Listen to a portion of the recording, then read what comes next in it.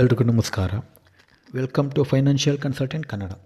ಈ ಒಂದು ವಿಡಿಯೋದಲ್ಲಿ ಕೆಲಸದ ಬಗ್ಗೆ ಸ್ವಲ್ಪ ಇನ್ಫಾರ್ಮೇಷನ್ನ ತಿಳ್ಕೊಳ್ಳೋವ. ನೀವು ಕೆಲಸ ಹುಡುಕ್ತಾ ಇದ್ದೀರಾ, ಫ್ರೆಶರ್ಸ್ ಆಗಿದ್ದೀರಾ, ನೀವೇನಾದರೂ ನಿಮಗೆ ಅಕೌಂಟ್ಸ್ ಟೈಪ್ ಜಾಬ್ ಹುಡುಕ್ತಾ ಇದ್ದೀರಾ, ಆಫೀಸ್ ಅಡ್ಮಿನಿಸ್ಟ್ರೇಷನ್ ಟೈಪ್ ಜಾಬ್ ಹುಡುಕ್ತಾ ಇದ್ದೀರಾ, purchase department, store department, dispatch department, ಈ ರೀತಿ HR ಡಿಪಾರ್ಟ್ಮೆಂಟ್, ಈ ರೀತಿ ಜಾಬ್ನ ನೀವು ಹುಡುಕ್ತಾ ಇದ್ದೀರಾ. ಸೊ ಈ ರೀತಿ ಜಾಬ್ ನೀವು ಹುಡುಕ್ತಾ ಇದ್ದರೆ ಇದಕ್ಕೆ ಸಂಬಂಧಪಟ್ಟಾಗೆ ನಿಮಗೆ ಸ್ವಲ್ಪ ಎಕ್ಸ್ಪೀರಿಯೆನ್ಸ್ನ ತಿಳ್ಕೊಂಡಿರಬೇಕು, ನಾಲೆಡ್ಜ್ ಇರಬೇಕು. ಯಾವುದಾದ್ರ ಬಗ್ಗೆ ನಾಲೆಡ್ಜ್ ಇರಬೇಕು ಅಂದರೆ GST ರಿಟರ್ನ್ ಬಗ್ಗೆ ನಾಲೆಡ್ಜ್ ಇರಬೇಕು, ಮತ್ತು ಇನ್ವಾಯ್ಸ್ ಹಾಕೋದ್ರ ಬಗ್ಗೆ ನಾಲೆಡ್ಜ್ ಇರಬೇಕು. ಇನ್ವಾಯ್ಸ್ ಅಂದರೆ ಬಿಲ್, ಮ್ಯಾನ್ಯುವಲ್ ಬಿಲ್ ಅಥವಾ ಟ್ಯಾಲಿನಲ್ಲಿ ಇನ್ವಾಯ್ಸ್ ಜನ್ರೇಷನ್ ಮಾಡೋದ್ರ ಬಗ್ಗೆ ಸ್ವಲ್ಪ ನಾಲೆಡ್ಜ್ ಇರಬೇಕು. BRS ಅಂದರೆ ಬ್ಯಾಂಕ್ ರೀಕನ್ಸಿಲೇಷನ್ ಸ್ಟೇಟ್ಮೆಂಟ್, ಈ ಬ್ಯಾಂಕ್ ಬಗ್ಗೆ ಸ್ವಲ್ಪ ನಾಲೆಡ್ಜ್ ಇರಬೇಕು. ವೋಚರ್ ಎಂಟ್ರಿ ಅಂದರೆ ಕ್ರೆಡಿಟ್ ವೋಚರ್, ಡೆಬಿಟ್ ವೋಚರ್, ಅದ್ರ ಬಗ್ಗೆ ಸ್ವಲ್ಪ ನಾಲೆಡ್ಜ್ ಇರಬೇಕು. ಕ್ಯಾಶ್ ಲೆಡ್ಜರ್ ಮತ್ತು ಬ್ಯಾಂಕ್ ಲೆಡ್ಜರ್ನ ಮೇಂಟೈನ್ ಮಾಡೋ ಒಂದು ನಾಲೆಡ್ಜ್ ಇರಬೇಕು.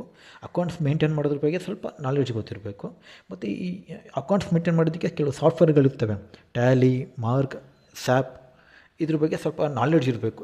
ನೀವು ಈ ಥರ ಸಾಫ್ಟ್ವೇರ್ನೆಲ್ಲ ನೀವು ಎಂಟ್ರಿ ಮಾಡಬೇಕು ಅಂದರೆ ನಿಮಗೆ ಅಕೌಂಟ್ಸ್ ಬಗ್ಗೆ ನಾಲೆಡ್ಜ್ ಇರಬೇಕು. ಅಕೌಂಟ್ಸ್ ಬಗ್ಗೆ ನಾಲೆಡ್ಜ್ ಇದ್ದರೆ, ಬೇಸಿಕ್ ಅಕೌಂಟ್ಸ್ ನಾಲೆಡ್ಜ್ ಇದ್ದರೆ ನೀವು ಟ್ಯಾಲಿನಲ್ಲಿ ಎಂಟ್ರಿ ಮಾಡೋದಕ್ಕೆ ತುಂಬ ಈಸಿ ಆಗುತ್ತೆ.